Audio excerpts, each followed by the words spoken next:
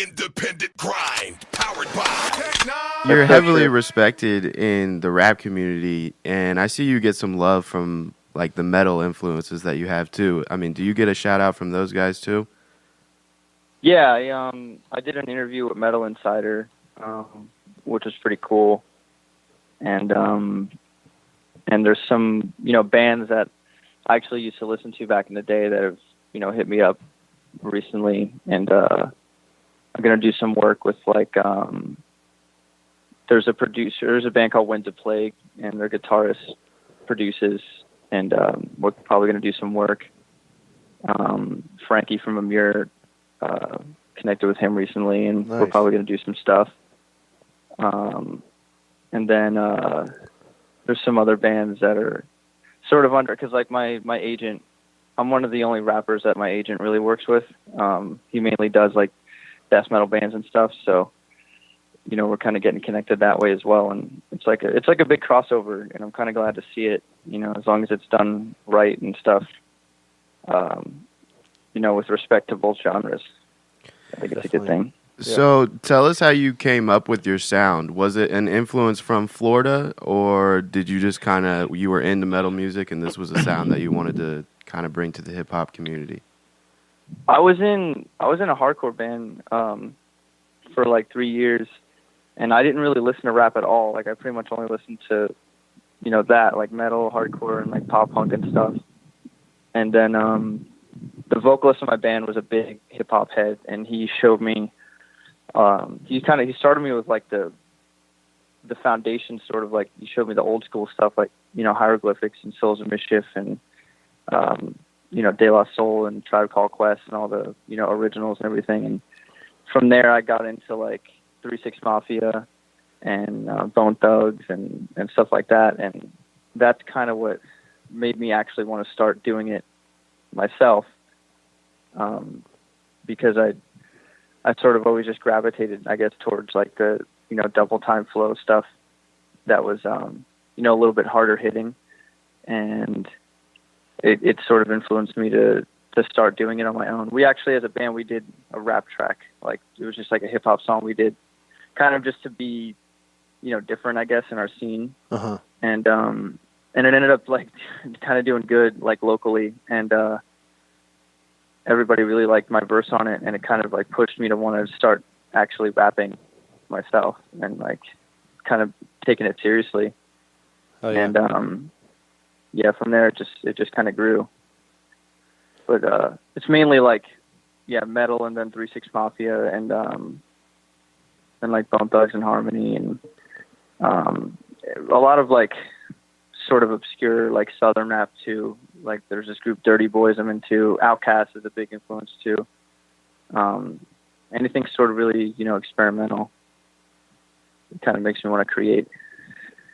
Absolutely, most definitely, and we can definitely. It's funny you say the 3-6 and different guys like Bone Thugs and stuff, because we can hear a lot of that influence in the guys that are coming up at the same time as you and everything. But making that switch over from hardcore music and metal and stuff, was it difficult for you to start rapping, or I mean, was it not that much of a change when it came to like writing lyrics and stuff?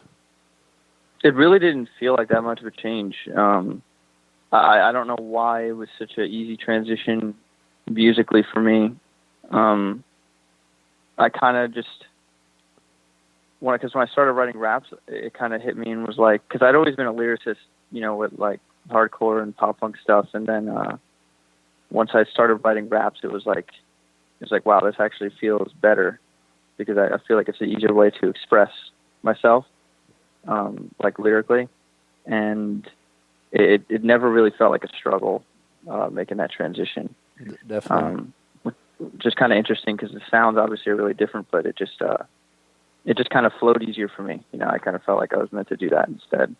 Absolutely, and I feel like we're seeing a lot of that these days. I mean, there's even guys that we've talked to, like Lil Aaron, and then a couple of others, that it's like they're also, I mean, they were in bands and stuff, and they're kind of bringing that punk, hardcore sound into their music, and you're hearing, like, obviously, especially right now, you're hearing, like, screaming and stuff start to, Definitely. you know what I mean, like, make its way into these rap songs and stuff, so it's pretty dope how the two For worlds sure. are, like, colliding, you know? Yeah, and it's the fans too. I noticed because when I was like first getting into again going to shows and stuff like that, and I was into like even before I got into hardcore, I was into emo stuff and like scene bands and things like that, and I feel like a lot of the kids nowadays that would be getting into in my generation that would be listening to like Devil Wears Prada, Bring Me the Horizon, are actually getting into like me and my friends instead, and it's like the same sort of crowd, wants that kind of music, and I think that fuels us to bring that element into it too, kind of. Definitely. Does it still feel like rap to you, or do you think a lot of these new artists it's kind of a different genre that's being made? I feel it's different to me, honestly. Like, I don't really. I don't even like being introduced as like a rapper, Yeah. It's I just feel more like an artist because when I sit down and I compose a song, it doesn't feel like rapping at all, and I would never disrespect the genre and call myself like a hip hop artist, because hip hop is something really pure and it is what it is in that respect. I'm something, totally different. And I'm, it's not that I'm even trying to create another lane or something. It's just, what I want to do. And, when I write lyrics and everything, it just comes out that way. And it's like a formula sort of, I guess. Absolutely. So do you produce a lot of your own beats? Yeah. I produce all my own stuff. Like with my albums are all self-produced. I've done like EPs. In the last year, the only other producer I really work with is NetArb. Death by Dishonor just came out. Yeah, that was Mikey the Magician. That was the first time I ever went on one of his beats, and that's like Puya's main producer. Right. And yeah, Mikey's great. I'm glad I got to spend some time with him and the Buffet Boys in Miami. They're really good dudes, and we're going on tour next month, so it's gonna be sick too. Definitely.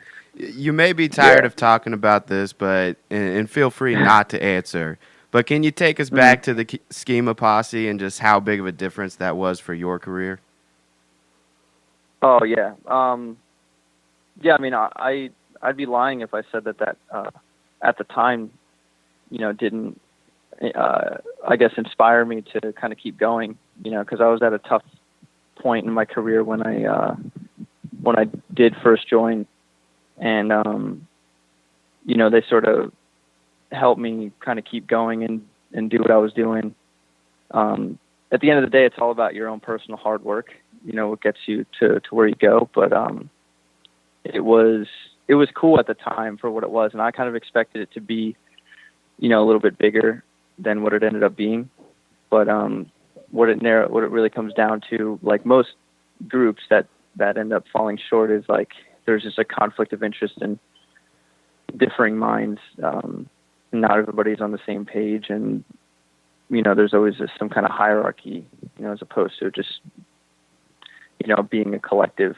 It's really hard to keep a collective together, I think, and I don't blame anybody. I don't have any beef or anything like that. I'm really glad to be on my own because as soon as I went out on my own, that's when stuff really started to take off for me. Because you kind of stop being viewed like in this box, Yeah.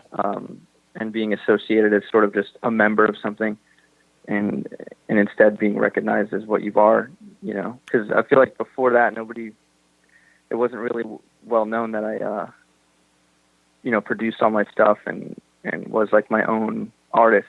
I wasn't just part of this, group, I guess. Absolutely.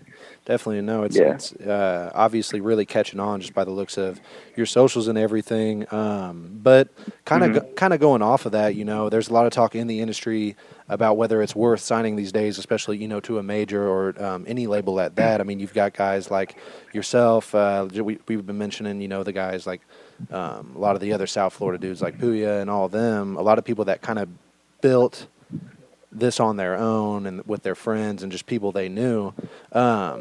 I guess the question we want to ask is like, in your eyes, is it worth signing to a major these days, or is it better to, get the independent money and go on tours and provide the video guys and stuff like that? I think it really, I think it depends on who you are as an artist. Personally, for me, and if you're business minded and you're really a go-getter and you're relatively smart and you're somewhat of a hands-on guy, there's absolutely no reason that you should be with a major. I think that with a little bit of motivation, you can do everything you need to do, yourself. I mean, maybe, link up with a booking agent or something, maybe some management if it's like, close friends. Mm-hmm.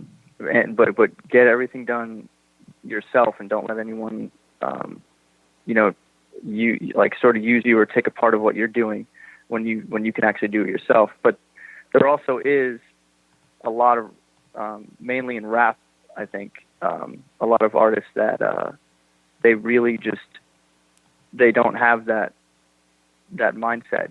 They're more the mindset of like, okay, just take care of this and pay me. Yeah. Type. And it's like, I don't want to have to go out there for that. It's perfect to sign out a major, then, yeah, you'll probably end up getting taken advantage of, but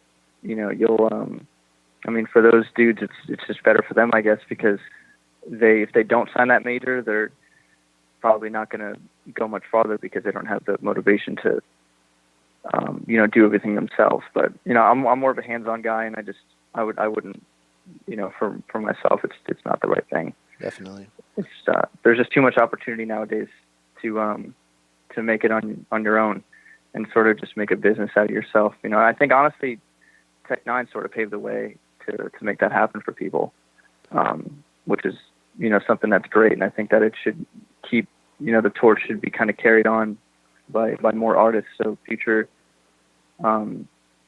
the future generations, coming up can sort of learn from that, all the ones who are motivated anyway. Definitely. We appreciate it 100%. Yeah, for sure. For sure. You said in an early interview that it became a point that you had to be in LA. Now that you've made this name for yourself and you're currently you're about to be on the Drop Out of School tour, congratulations on that. Do you still feel the same need to be out in LA, or do you think you could go back to Florida and do it from there? A lot of stuff's changed since I've moved out here. I haven't even been out here a year yet, but so much has changed. And as of right now, I think it would career-wise benefit me to be out here for a little while longer. At least probably a couple of years. I don't even know if I would really move back to Florida at this point, just because I kind of have a weird base. It's like I'm from Florida, but my family and my base is in New York because that's where my family moved to. Mm-hmm. I was kind of on my own in Florida.